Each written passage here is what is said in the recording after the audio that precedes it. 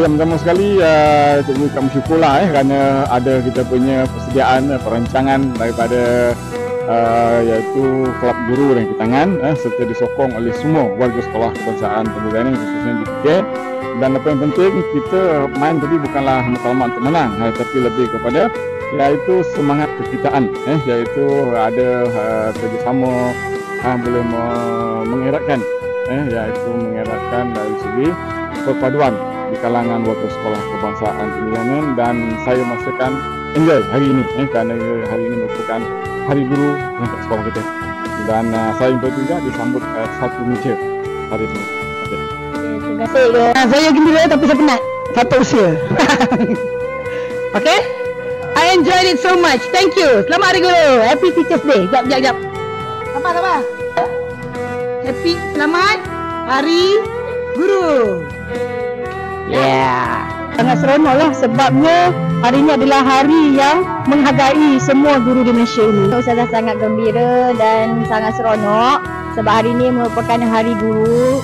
Jadi Ustazah ucapkan selamat Hari Guru untuk semua guru-guru yang ada di Malaysia ini. Happy? Gembira. Tapi masa yang sama penuh harapan lah. Harapan dia semoga anak-anak murid SKTZ tahun ni dengar cakap bila orang kata semakin beradab, bila orang cakap rajin untuk belajar. Yelah. Itu hadiah yang terbaik. Itu hadiah untuk kami. Terbaik sebenarnya. Bila cikgu kata, okey semua bertenang, tolong dia sikit. Semua bertenang. Okay, saya ingin mengucapkan selamat Hari Guru kepada semua insan yang bergelar guru.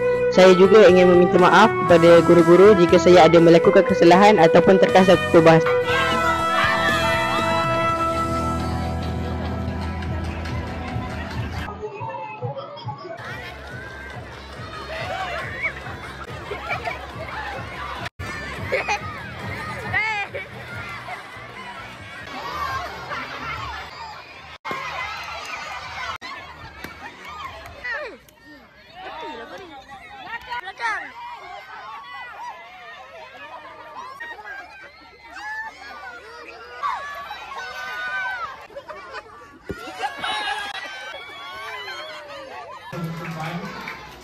Hari Guru Perangkat Sekolah bagi tahun